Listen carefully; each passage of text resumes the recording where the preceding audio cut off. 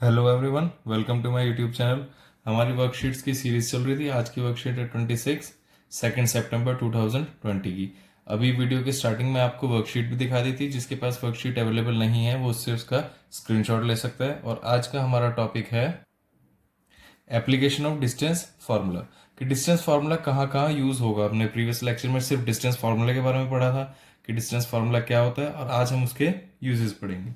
तो देखते हैं, सबसे पहले हमारी वर्कशीट में हमें डिस्टेंस फार्मूला के बारे में ही रिकॉल किया गया है। तो डिस्टेंस फार्मूला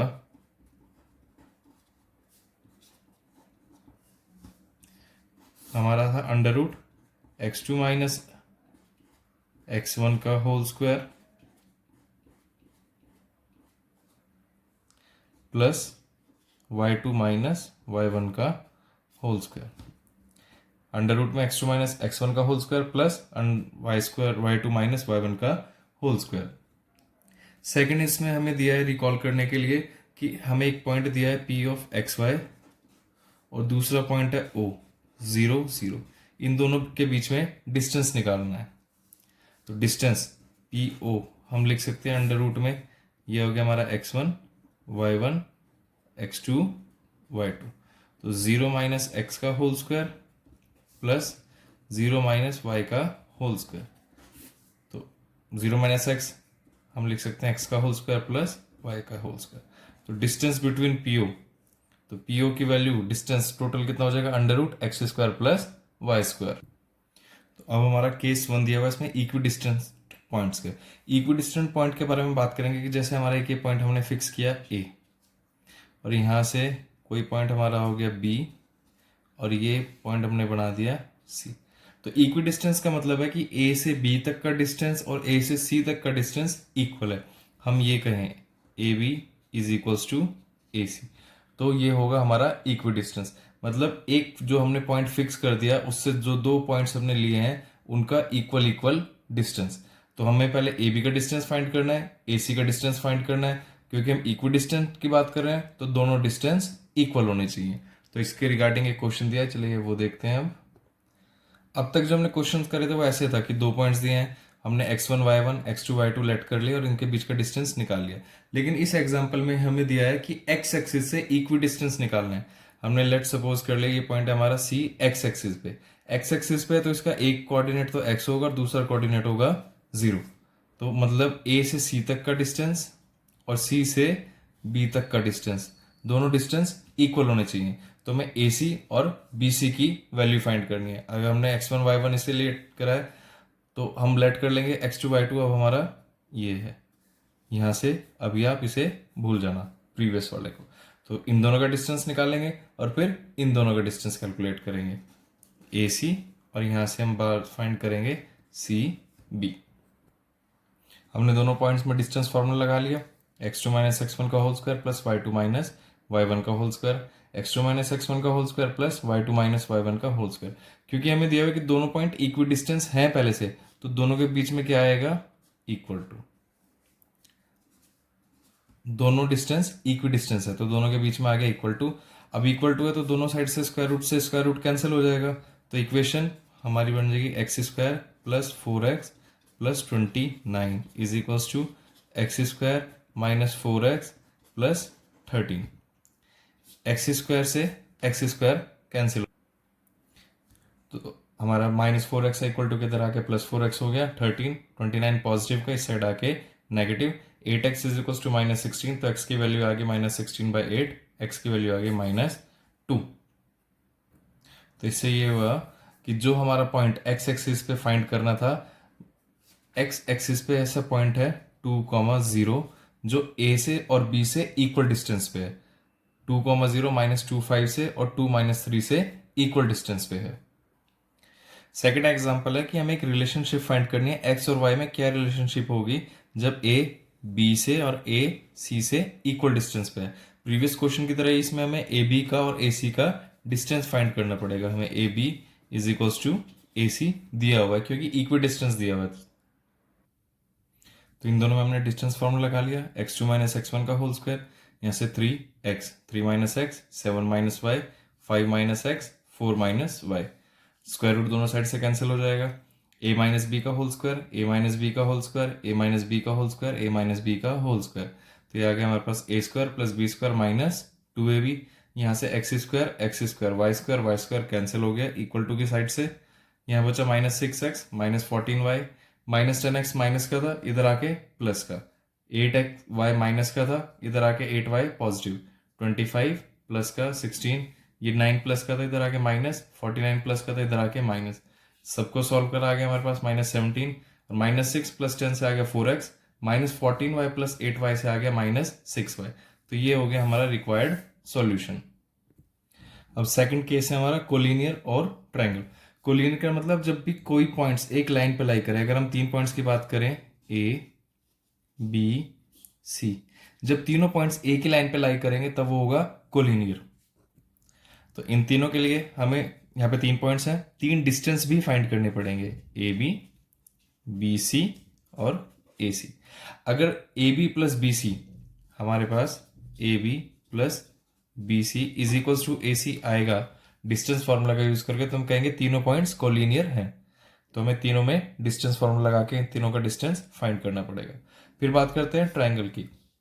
आपको सिर्फ एक चीज याद रखनी है, ट्रायंगल किसी भी 3 साइड से हम ट्रायंगल नहीं बना सकते। 1 2 3, अगर हम कहें 1 2 3 साइड से इससे क्या ट्रायंगल बन सकता है, तो इससे कभी भी ट्रायंगल नहीं बनेगा। आपको याद रखना किसी भी 2 साइड का सम, किसी भी 2 साइड का अगर हम दोनों साइड को ऐड करें 2 + 1 3, तो वो हमेशा तीसरी साइड से ग्रेटर होना चाहिए, ऑलवेज ग्रेटर। लेकिन 3 3 से ग्रेटर नहीं होता, 3 3 के इक्वल होता है। तो इन 3 साइड से कभी भी ट्रायंगल नहीं बनेगा। आपको सिर्फ ये याद रखना किन्हीं भी 2 साइड्स को अगर हम ऐड करें, इन 2 को ऐड करेंगे 5 1 से ग्रेटर आ जाएगा, 1 + 3 2 से ग्रेटर आ जाएगा, लेकिन 1 + 2 3 3 3 से ग्रेटर नहीं आएगा और हमें हमेशा ग्रेटर ही चाहिए। तो जब ग्रेटर आएगा तब हम ट्रायंगल फॉर्म कर सकते हैं। तो हम इस ट्रायंगल को ऐसे लिख सकते हैं कि ए बी सी है, A B plus B C, A B plus B C A C से बड़ा होगा, A B plus A C B C से बड़ा होगा, A C plus B C A B से बड़ा होगा। जैसे अभी हमने ये एग्जांपल लिखा था, तो इसे हम इस तरीके से लिख सकते हैं। जब तीनों कंडीशन सेटिस्फाई होंगी एक साथ, तीनों को सेटिस्फाई एक साथ होना जरूरी है, तभी ट्रायंगल फॉर्म होगा। अगर एक भी कंडीशन ट्रू नहीं होती तो ट्रायंगल नहीं बनेगा। नेक्स्ट एग्जांपल में हमें एक ट्रायंगल दे दिया पी टी क्यू और पूछा है किस टाइप का ट्रायंगल है, तो हमें तीनों में डिस्टेंस फॉर्मूला लगाना है, पी टी, पी क्यू और क्यू टी, और तीनों की साइड्स चेक करेंगे फिर हमारा कौन सा होगा। चलो हम डिस्टेंस फॉर्मूला लगा के फाइंड करते हैं। तीनों में हमने डिस्टेंस फॉर्मूला से फाइंड कर लिया, P T Q T P Q. P T आ गया 3 - 2 का होल स्क्वायर, 0 - 5 का होल स्क्वायर, सॉल्व करा √26। ऐसे क्यू टी की वैल्यू और पी क्यू, एक √26 है, एक √82 है, एक √80 है। √26 का हम और फैक्टर नहीं बना सकते, √82 का भी कोई फैक्टर नहीं बनेगा, क्योंकि √26 क्या होगा 13 × 2, इसमें से कुछ बाहर नहीं आएगा। ये कितना होगा 41 × 2, कोई बाहर नहीं आएगा। इसे हम लिख सकते हैं 16 × 5, और 16 का रूट बाहर आके आ जाएगा 4√5।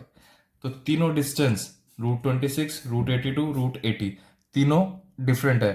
तो तीनों डिफरेंट है तो कौन से टाइप का ट्रायंगल होगा, SCALENE, scalene triangle. SCALENE, scalene triangle, ऐसे ट्रायंगल जिसकी तीनों साइड्स डिफरेंट है। अगर तीनों इक्वल आ जाती तो हो जाता हमारा इक्विलेटरल ट्रायंगल, और अगर 2 साइड्स इक्वल आ जाती तो हो जाता हमारा आइसोसेलेस ट्रायंगल। अब तीनों डिफरेंट है इसलिए ये है स्केलिन ट्रायंगल। केस 3 है हमारा 4 पॉइंट्स। अब तक हमने 3 पॉइंट्स की बात कर दी, सब प्रीवियस लेक्चर में 2 पॉइंट्स थे, स्टार्ट आज के लेक्चर की 3 पॉइंट हुई, अब 4 पॉइंट। हमने कोई भी 4 पॉइंट्स ले लिए, एक क्वाड्रिलेटरल फॉर्म कर दिया, ए बी सी डी, और यहां पे हमने अपने 4 क्वाड्रिलेटर्स लिख लिए।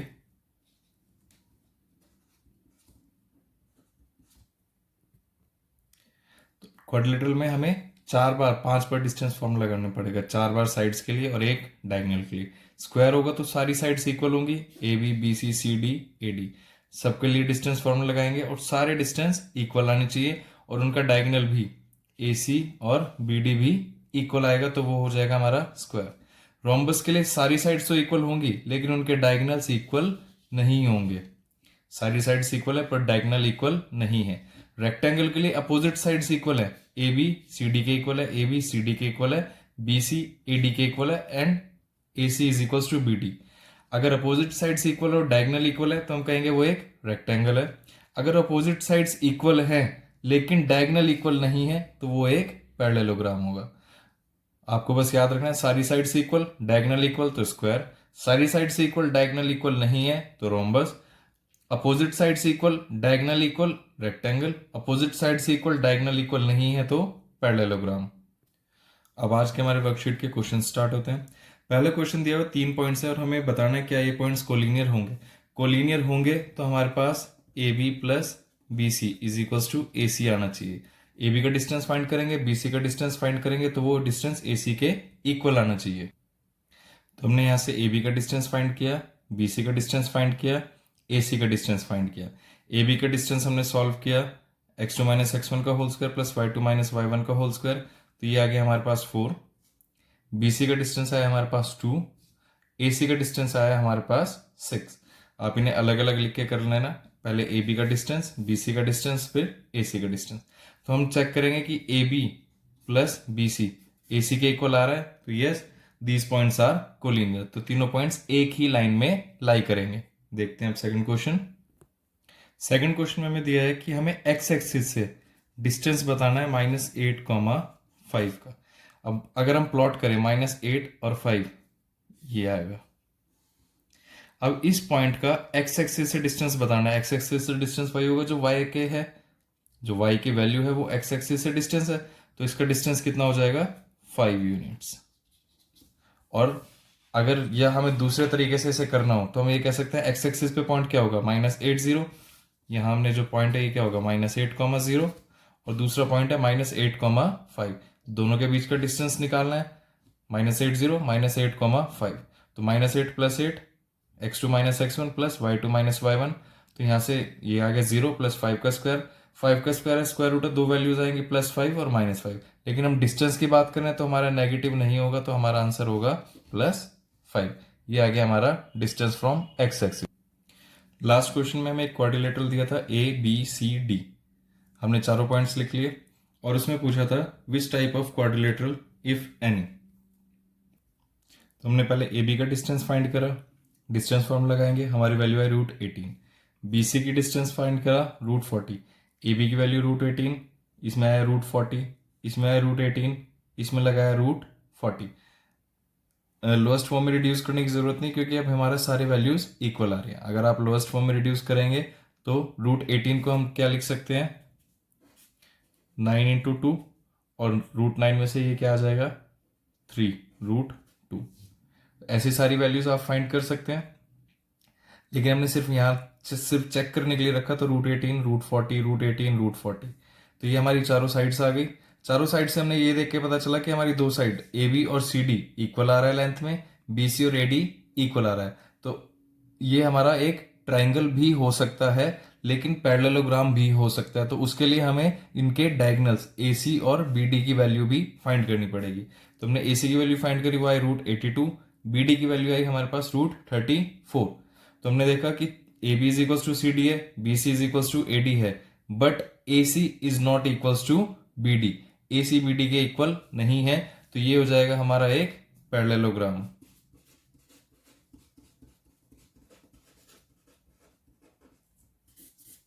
ये हो गया हमारा एक पैरेललोग्राम। तो ये थे आपके आज की वर्कशीट के क्वेश्चंस।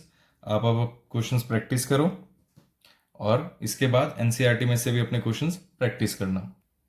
वीडियो को लाइक करें, शेयर करें और चैनल को सब्सक्राइब करना ना भूलें। Thank you.